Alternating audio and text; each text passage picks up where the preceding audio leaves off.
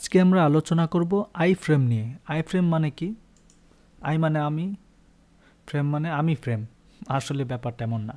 Iframe হচ্ছে, frame মানে হচ্ছে কোনো একটা কিছু, মানে ছবি দেয়ালে টাঙানোর মতো যে একটা ফ্রেম দেখায় এরকম টাইপের কোনো একটা কিছু। তো আমার ওয়েবসাইটে আমি অন্য কোনো মানুষের ছবি বা তার ওয়েবসাইট, তার ভিডিও সব কিছু আমি এখানে রাখবো আমি আমার মতো করে, ঠিক আছে? তো এটাকেই মূলত বলা হয় আই ফ্রেম। তো আই লেখার পরে দেখো ফ্রেম লেখা চলে আসছে, আই ফ্রেম দিলাম। দেওয়ার পরে এখানে ফ্রেমের বর্ডারটা আছে 0, আই ফ্রেম আছে। তো এখানে সব কিছুই চলে আসছে, ঠিক আছে? তো এই যে আমাদের ট্যাগটা আসছে, আই ফ্রেম কিন্তু শুরু আছে, শেষও আছে। তো আই ফ্রেমের এই এসআরসিতে আমরা কি নিয়ে আসবো? এসআরসিতে একটা ইউআরএল বসাবো। যেই ইউআরএলটা আমরা এখানে বসাতে চাচ্ছি সেই ইউআরএলটা, বা এখানে একটা বর্ডার যদি দিই 2, দেখো 2 বর্ডার দিলাম। এখানে কোনো একটা কিছু দেখাচ্ছে, বাট এই যে দেখাচ্ছে এখানে কিন্তু কোনো কিছু নাই। হ্যাঁ, যেহেতু কোনো কিছু নাই, তো সেহেতু আমাদের এই এসআরসির ভিতরে একটা ইউআরএল নিয়ে আসতে হবে।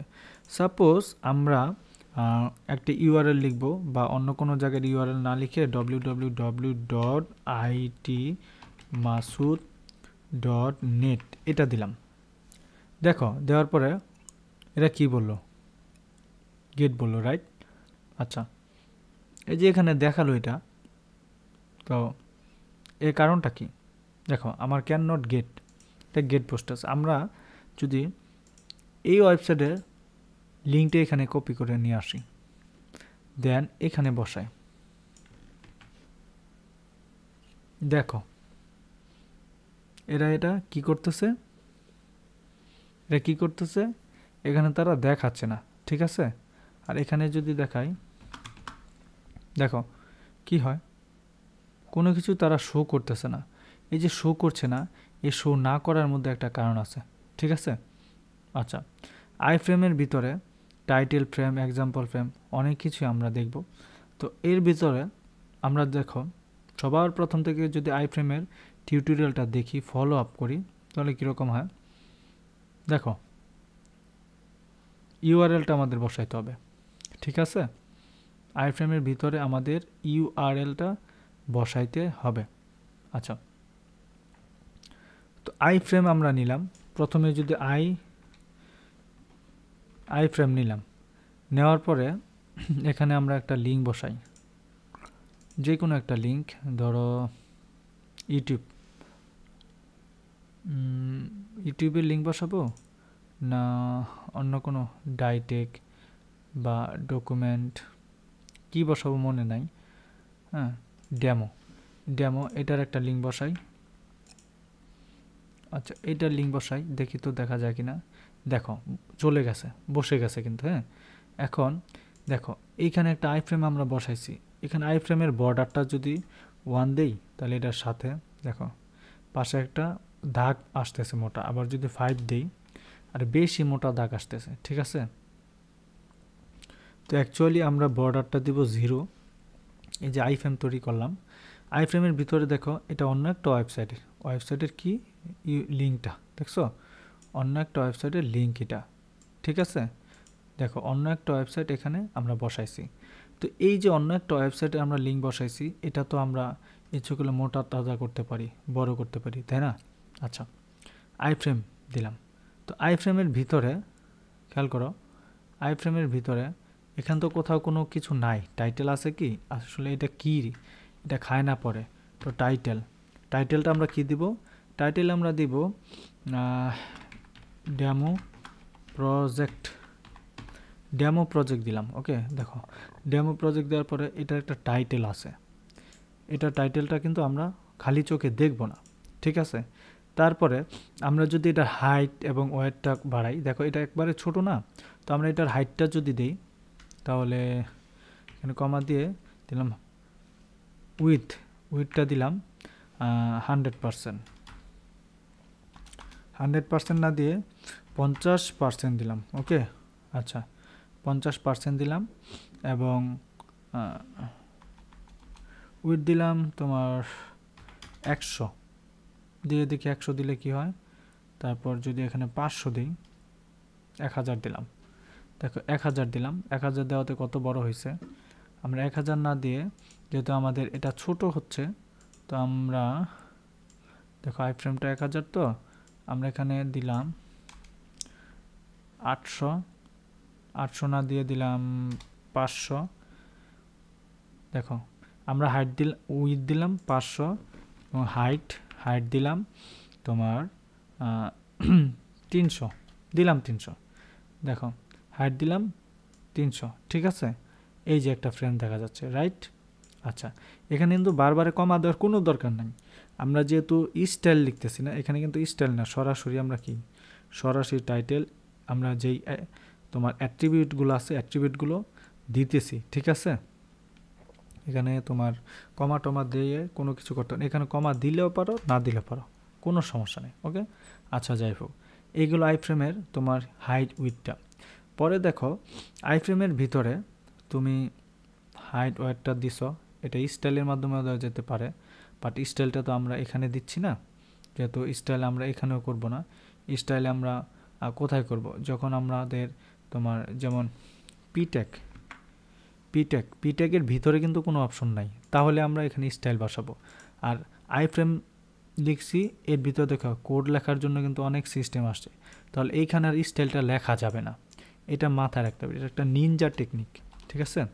দেখো আমরা এই লিঙ্ক লিখলাম, এর সাথে দেখো কিছু অপশন আসছে, এখানে আর স্টাইল লেখা যাবে না, ঠিক আছে। এখানে সরাসরি আমাদের কি বলে তোমার অ্যাট্রিবিউটগুলোই লেখা যাবে। আবার যদি এটাতে খেয়াল করি, পিট্যাগ, দেখো পিট্যাগের ভিতরে কিন্তু কোনো লেখা টেখা নাই, তাহলে এখানে আমরা সরাসরি স্টাইল দিতে পারবো, হ্যাঁ। বাট এখানে দেওয়া তো স্টাইল আমরা দিলে ওঠে কিনা লেখাটা, এই যে স্টাইল দিলাম, দেখছো সব কিছুতে আছে, বাস এখানে আমরা দিব না, এ হচ্ছে আমাদের কথা। তো স্টাইল ট্যাগ, এই ট্যাগ সেই ট্যাগ আমরা সব কিছু ডে বাই ডে শিখবো আরও ভালো করে। আচ্ছা, এইগুলো এতটুকু। পরবর্তীতে যদি আমরা বর্ডারটা তো কীভাবে দূর করতে হয় সেটা আমরা ভালো করে জানি, টাইটেলের তোমার ডেমো প্রজেক্ট বা আইফ্রেম সেটা কীভাবে আউট করতে হয় তাও আমরা জানি। বর্ডারটা সলিড না রেড, এগুলো বর্ডারটা ওই যে আমরা বর্ডার স্টাইল শিখছিলাম। এখন সবচেয়ে বেশি গুরুত্বপূর্ণ হচ্ছে আইফ্রেমের মধ্যে টার্গেট লিঙ্ক, ওকে। আচ্ছা, আমরা তো লিঙ্ক যখন যুক্ত করি এসরেফের ভিতরে, তখন তো আমরা টার্গেট দিচ্ছিলাম, রাইট। এখনও আমরা টার্গেট দিব, বাট এখানে টার্গেট আসতেছে না। এর কারণ কি খেয়াল করো, এর কারণ আছে অবশ্যই। আমরা তো এখানে লিঙ্ক দিছি কিসের, একটু খেয়াল করো। আমরা লিঙ্ক বসাবো কোথায়, এইখানে টার্গেট, সরি এখানে না, আমরা এইখানে বসাবো। বাট আমাদের টার্গেটটা কোথায় দিতে হবে একটু খেয়াল করো, যদি দেখাই, এটা দেখো আইফ্রেম তো শেষ, রাইট। আইফ্রেম শেষ, আইফ্রেমের পরে আমরা একটা পি ট্যাগ নিব, আইফ্রেমের পরে একটা পি ট্যাগ নিব। পি ট্যাগের ভিতরে আমরা একটা এ ট্যাগ নিব। এ ট্যাগ নেওয়ার পর আমরা আমাদের কাঙ্ক্ষিত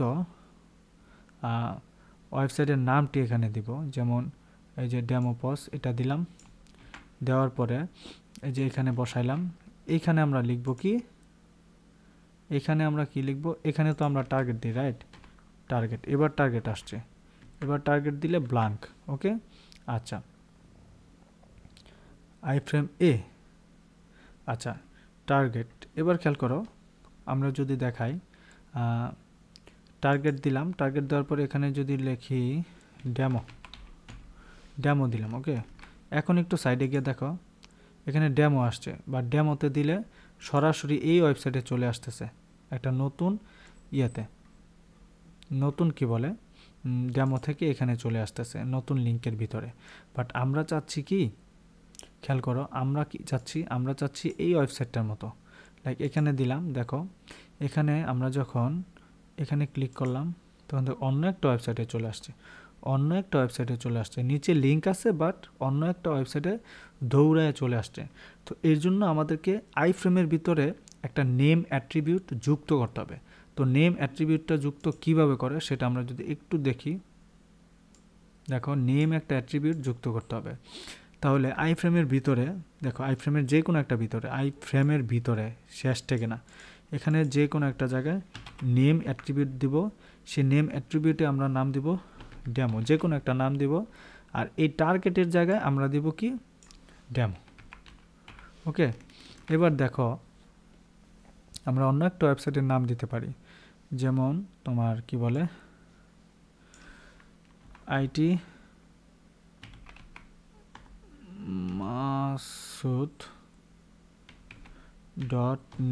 দিলাম।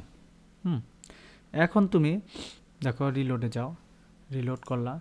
এখন রিলোডে যাওয়ার পর এখানে ক্লিক করো, ক্লিক করার পর দেখো রিলোড হয়ে অন্য একটা ওয়েবসাইটে চলে আসতেছে। এই যে দেখো, এই যে দেখছো রিলোড হয়ে কি অন্য একটা ওয়েবসাইটে চলে আসতেছে, রিলোড হয়ে অন্য একটা ওয়েবসাইটে চলে আসতেছে। এই আই ফ্রেমের ভিতরেই অন্য একটা ওয়েবসাইটে চলে আসতেছে। এটা কি, এটা আই ফ্রেমে আছে। আর এই লেখাটা কোথায় আছে, এই লেখাটা আপাত দৃষ্টিতে আই ফ্রেমের ভিতরে আছে। তো আই ফ্রেমের ভিতরে ক্লিক করলে অন্য একটা ডেমোতে চলে যাচ্ছে।